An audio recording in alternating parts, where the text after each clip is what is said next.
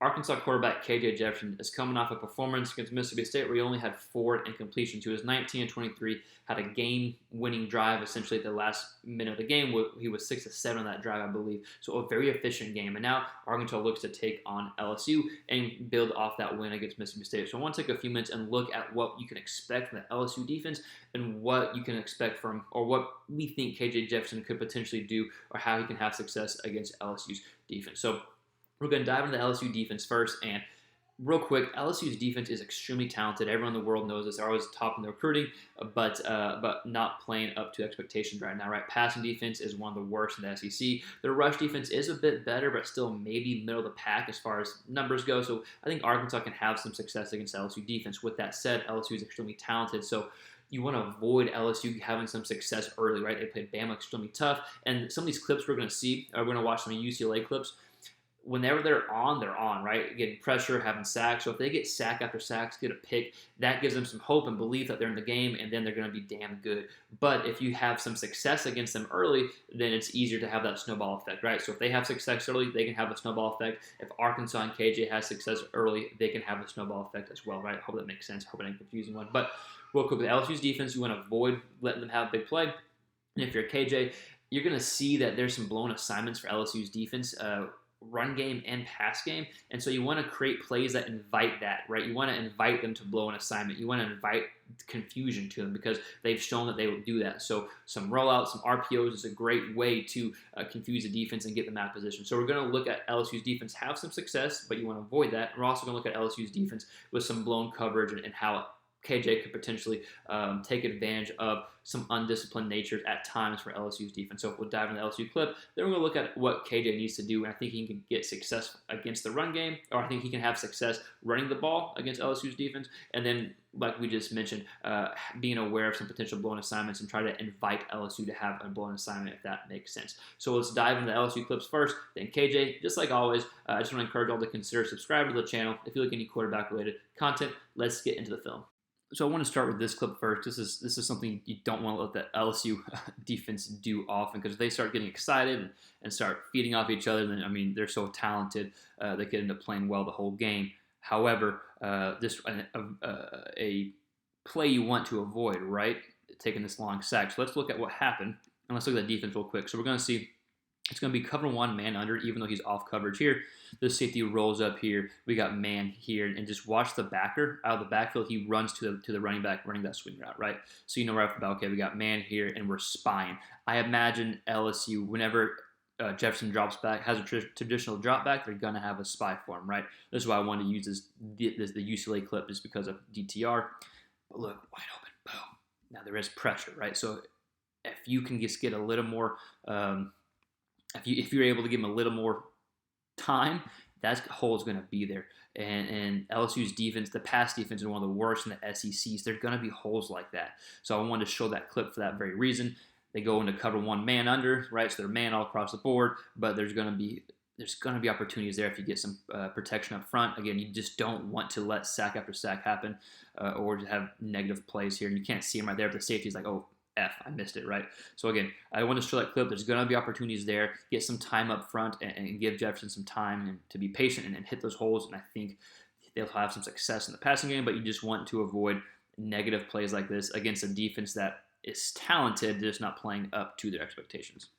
So I wanted to go with this play as our second clip, because I think it's the other thing you don't want to let LSU's defense do. It's going to be an interception here. It's a hell of a play. Again, LSU's without a lot of their top players, but still, the way to keep LSU in this game is big sacks and turnovers, right? You want to avoid that. So let's go back real quick. I apologize. Y'all know I'm the worst. All right, so we got 3rd and 2 here. Again, UCLA. And so another one up top safety. We kind of have like a robber's position, even though he didn't roll down. He's just starting there. And so they bait you into throwing. They bait you into thinking that this crossing route is open. They get pressure on him, and then they throw the interception. Boom. So again, another play you just want to avoid. And this is an example of how you keep LSU in the game, how you keep these elite athletes and these elite players like focused, like once they taste blood, they just keep going, right? So again, if you can just avoid this, hell, even if you take a small sack or just throw it away, that's a successful play sometimes. So again, just avoiding this type of play as well. So let's go ahead and look this at a few more clips of the defense. I won't show any negative plays again. Let's just go see what their defense could potentially do. So from the naked eye, this play looks simple, but it's another point I want to hammer home here. So let's go ahead and just let it run, and then we'll go over it because look, there's no one here, right? So hell of a block too. Wow. So just another example of a blown assignment from the LSU defense. The talent is there, but it's mistakes like this. There's going to be some guys open. So we're going to see we got 2 up top safeties, right? We got the strong safety coming down so he can play against the run if he needs to. Once he sees it's a pass, he drops back here, and you're going to see him take this the crossing right here, but you got everyone going this way, right? No one's taking the back out of the backfield. Nice, easy read for DTR, able to get upfield, get a big play there. So I think there's going to be opportunities. I just kind of want to hammer this home. I want to show a few more clips against this LSU defense because, again, you just want to avoid them having success after success because once they get fired up, I mean, they're talented enough they can play with anyone, right? It's just once they get fired up, they have success. They feel good. If they have a few blown assignments, able to have a few big plays, and it's easy to kind of get down on yourself and not play your potential. So again, I think there could be some opportunities. I don't think it has to be necessarily big plays for the Arkansas offense and KJ Jefferson, but look for some blown assignments, some open guys, and I think you'll have some success in the pass game. Let's go ahead and watch just a few more clips of this LSU defense. All right, so another blown assignment that leads to a touchdown. Another LSU defensive blown assignment. I apologize. And so we're going to see the receivers from a cross route here. Well, let me just play it. Y'all know I'm the worst. I talk too much. I'll just play it here. Again, just not a lot of discipline there. So if just like I previously mentioned, if you can avoid having negative plays for the LSU defense because that gets them fired up and they have confidence. If you hit a few plays like this and they get a few blown assignments, then they can, it's easy to have a mentality or attitude like, oh, damn, here we go again. So potential here, right? So we're going to see we got man under here. We got man/zone scheme concept here. So each defender has a zone that if someone runs in that zone, he's their man, right? So it's a man/zone kind of scheme here. We're going to see the back, I guess his eyes caught over here. Comes up as opposed to covering his zone. He's in here, right? And so the receiver is able to just beat him out there. Good job by DTR for a touchdown. So again, just to kind of hammer home the point, there's going to be some opportunities there, especially in the passing game. And this is just one more example. Let's watch the behind the center, or yeah, there we go, the end zone angle, and you kind of see just the LSU defenders here. But again, I don't want to get twisted. They're talented as hell, right? They did well against Alabama this past weekend. They can play some football. It's just if they get undisciplined, take advantage of those opportunities. So here's a rushing touchdown for UCLA. I did want to show it though because I think Arkansas can have success on the ground too, just because their LSU's pass defense is one of the worst, and just because their rush defense is a lot better, they're still not great. They're kind of middle of the pack, and Arkansas's got a great running game. So I think KJ can go in the run game. There's going to be some holes. Like we said, there have been blown assignments in the pass game. I think kind of some gap integrity potential, I think, is there as well.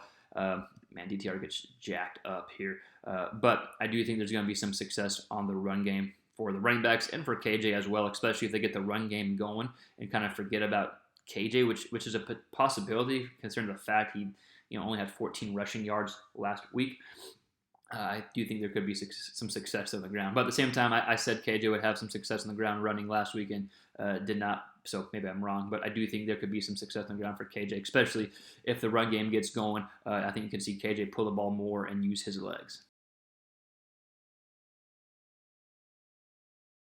Let's go ahead and watch this play. Now I know it's not design rollouts, but I think if you have some design rollouts or some boots off, some RPOs, I think because of LSU's potential to be undisciplined on defense or lose track of their assignment, I think there could be some big play potential here with KJ rolling out right now. This is obviously not a huge play. It's a good throw. It's not like Texas blew an assignment, but I do think just as far as an example goes, getting him out here, I think there could be some potential for some big plays with potential LSU's defenders coming in, losing their assignment, losing their receiver downfield. I do think we could see some big plays in that. So if I'm the Arkansas offense, I'm trying to expose what I think is a weakness of LSU. Again, super talented, but can be a bit undisciplined. can lose assignment. So I'm trying to force them to lose an assignment, right? I'm trying to force them to blow a coverage. And what better way than to get KJ rolling a little bit with a threat to run and then have a defender blow a coverage downfield. So just an example of what you could potentially see Arkansas try to invite LSU to blow an assignment. So here's a clip I show a lot of KJ when talking about his run game. But I do think, I was wrong last week, but I do think there'll be opportunities to have success against the LSU defense as far as KJ getting going in the run game. I think that could help open up things too, right? I just apologize. Let me go back. Just because the simple fact that LSU's gap assignment and their gap integrity isn't always the most disciplined or isn't always the best big hole there. So you could see some opportunities for KJ to get some more yards in the running game than what he had last week against Mississippi State. I apologize, about 14 yards. So again, I think you can see some holes here and get going in the run game. I think especially if they get the running backs going, you could see KJ running a bit more, especially if they hone in on that.